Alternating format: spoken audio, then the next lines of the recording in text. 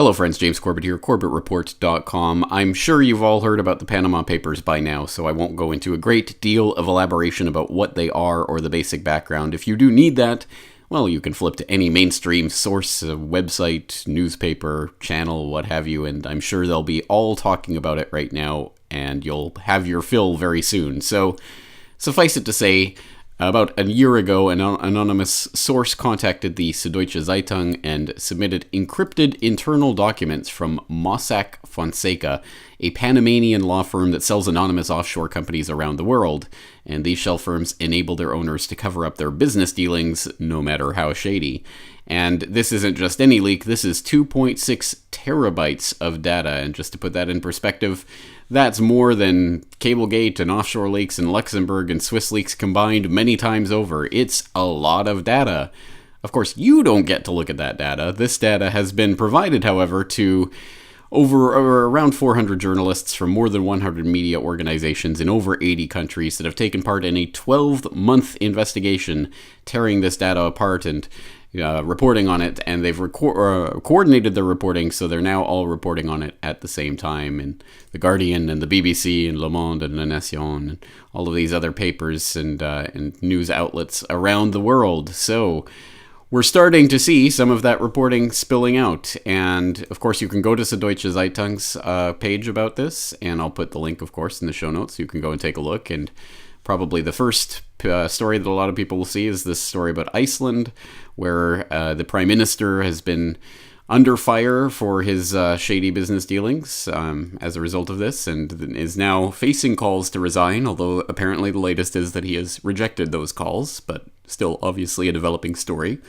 And after you go to the Süddeutsche Zeitung site, where they have all of the latest information and the different reports that are going on, you can go to the ICIJ site, the International Consortium of Investigative Journalists, which was the organization that the Süddeutsche Zeitung turned to when they started receiving this data. And this is the organization that's coordinated these 400 journalists and provided them with the data. But of course, again, not provided you with the data. You can't see these documents, but the newspapers are reporting on them, so trust them. So you can go to the ICIJ site, and they have a big write-up on this, and handy-dandy infographics showing which foreign country leaders have been implicated, either directly or by association, and we'll come back to that in a moment. Because, of course, the other aspect of this that you will have noticed by now, it's not just people like the Prime Minister of Iceland who are being implicated in this, but, of course, it's going to be the targets of the U.S. State Department, including this from the ICIJ directly, who put together a video talking about the victims of the offshore, accounts, the secret shell companies that are implicated in these Panama Papers.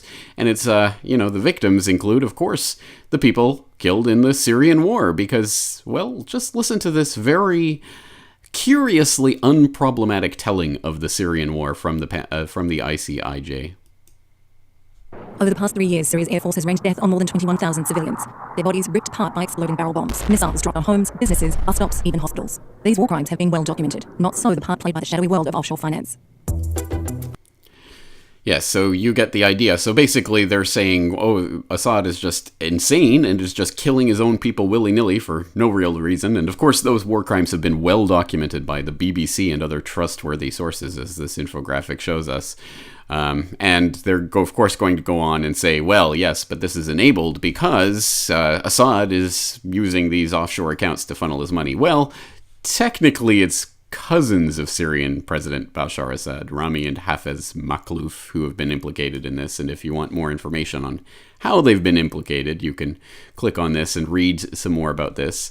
And they do have some of the documents here for you to peruse, but of course, again, not all of them, just the ones they want you to see. So again, take this all with the giant grain of salt that it deserves to be taken with, but there's some interesting things to at least start perusing there. But again, it's all the way they frame it. The crazy Syrian government is just killing its own people willy-nilly, just dropping barrel bombs, just like there's no tomorrow, because they're crazy. And this is why we have to be upset about these offshore accounts. Interesting. Well, that's, of course, one of the aspects of this, but probably the one that you've seen is Of course, well, Putin is hiding billions of dollars offshore, and this is all blowing up in his face. This amazing leak of data that's coming of all of these different foreign leaders. It's childhood friends of Russian President Putin and close friend of Russian President Putin have been implicated in this, and, well, they're obviously going that extra limb and saying it's Putin itself.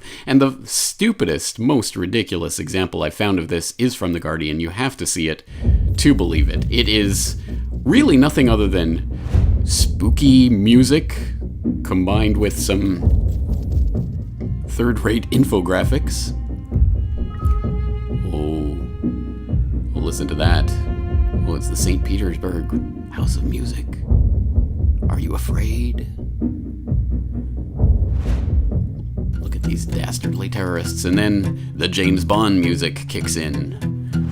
Oh, the plot is thickening now. Listen to the music.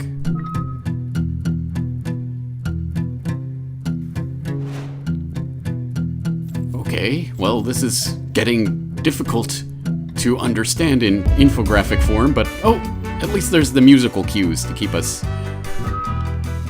on track here. Oh, it's those British Virgin Isles where they don't have privacy laws. Or where they do have privacy laws.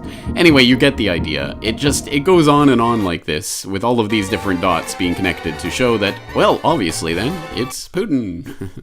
And all of the reporting that tries to connect Putin to this is, well, curiously, perhaps not so curiously, inept in the way that it portrays this. Using language that is, shall we say, not exactly the type of language that instills a lot of confidence. For example, in this ICIJ report, it says the $200 million loan that they're talking about here was one of dozens of transactions totaling at least $2 billion found in the Mossack Fonseca files involving people or companies linked to Putin. They formed part of a Bank Russia enterprise that gained indirect influence over a major shareholder in Russia's biggest truck maker and amassed secret stakes in a key Russian media property. Suspicious payments made by Putin's cronies may have, in some cases, been designed as payoffs, possibly in exchange for Russian government aid or contracts. The secret documents suggest that much of the loan money originally came from a bank in Cyprus that at the time was majority owned by the Russian state-controlled VTB bank.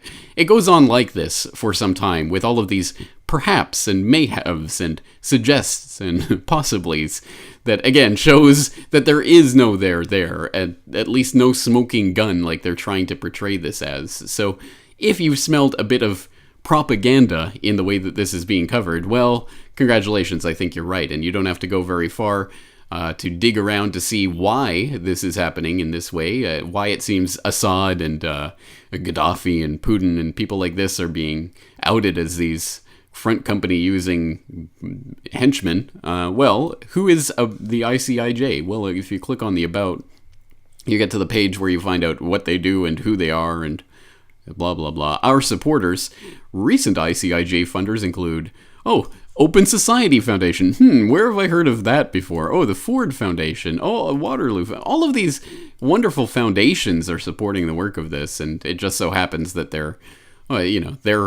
targets, the people that they've found the goods on are either directly in the crosshairs of the State Department, or people that are really just collateral damage to the State Department, or people that they might just want to hold something over. The King of Saudi Arabia, for instance, when you click on here and you read about what he's been implicated in, well, it really amounts to using a front company to have purchased some real estate in London. I mean, it's not exactly the most insidious thing that you could possibly imagine, considering the types of, committing 9/11 or elite pedophile rings, or the types of things that these types of politically connected figures are up to their eyeballs in. Buying some real estate in London through a shell company doesn't seem like it's, quite earth-shattering information. But anyway, I think it's all just part and parcel of the trend recently to make sure that the Saudis know that we have some things up our sleeves. You don't want to go too far off the reservation. Anyway, all of this is to say that this leak it really does appear to be a new type of warfare, or at least a continuation of the type of warfare we've seen in recent years, where leaks come out. And these leaks often seem to implicate the State Department's enemies in various shady dealings. Isn't it funny how that works? And as I say, I think there are intelligence operations behind this type of thing, and that's why when this type of leak comes out, it's not one single prominent American is implicated in any of this. No one from the U.S. would use shell companies to do something like this. It is patently ridiculous. And as one commenter on one of the anti-Putin propaganda stories that I saw today said, Putin did it the wrong way. If he just changed his name to Clinton and started a foundation, he could do this quite easily. And I think that's the takeaway point of this. Again, the crimes, or at least the implicit, or perhaps, we can tie this to him, crimes will be trumpeted, to no end in the mainstream media, whereas the crimes of our pals, the Clintons, and other good people on our side will never be talked about. So that's the way that game works, has always worked. And this isn't to say that because this is clearly being used for propagandistic purposes, that it isn't true. I don't know. I think there may be something to this. I'd like to see more of the documentation and get into it myself. I wouldn't surprise me in the least if characters like Putin and Assad had millions, hundreds of millions, or billions stashed away in overseas accounts. I'm quite sure that kleptocrats of all countries do that type of thing, so it wouldn't surprise me. But again, the question is this leak a strategic leak? We can let this information out, and it's because it will implicate our enemies, and, well, it doesn't implicate our friends, quote unquote. Anyway, another thing that leapt out to me in all of this is from this ICIJ reporting. They just happen to note near the very, very, very bottom of their overview of this, Mossack Fonseca's home country, Panama, has refused to embrace a plan for worldwide exchange of information about bank accounts out of concern that its offshore industry could be left at a competitive disadvantage. Panama officials say they will exchange information, but on a more modest scale. What on earth is this talking about? Well, it turns out, if you go and research this, less than 2 months ago, The Economist had this article out, The Problem Child, talking about Panama. Those dirty Panamanians won't sign on to the Common Reporting Standard, CRS, being championed by the OECD Club of Rich Nations. And when you look at that, and I will throw the link into the show notes to the CRS, it is a global agreement that the OECD is working on and trying to pass around. It is a model piece of legislation that different countries can use to talk about automatic exchange of financial account information to improve international tax compliance, which all sounds well and good because they're trying to get those dirty tax evaders. But until you find out, it means the sharing of personal individual bank account information amongst the OECD nations. And if that sounds like the beginning of a global tax structure, well, congratulations. You might remember the reporting of these two handsome young gentlemen from a couple of years ago, where they talked about the global tax grid, specifically talking about the G20 summit a couple of years ago, where the OECD nations were originally talking about this, starting to chase tax evaders with a plan to swap data globally, talking about basically getting their paws into your bank accounts and finding out all about your bank account information and what you hold, as a way of sharing that amongst all these nations. And, well, as you know, this is the building block for global taxation, which is the building block for global government. So it's interesting that the holdout, the problem child, Panama, that was refusing to go along with this, is now also conveniently in the crosshairs of the global spotlight right now, as they start to look at, well, Panama's refusing to go along with the OECD. So there's a lot of different propaganda narratives that pile on to this. And I think it's important for us to understand that just because something is a leak, even if that information is true, it doesn't mean that it's telling you the whole truth. And getting a partial truth or a manipulated truth or a truth that is allowed to come out because that's the acceptable truth can be just as damaging as an outright lie.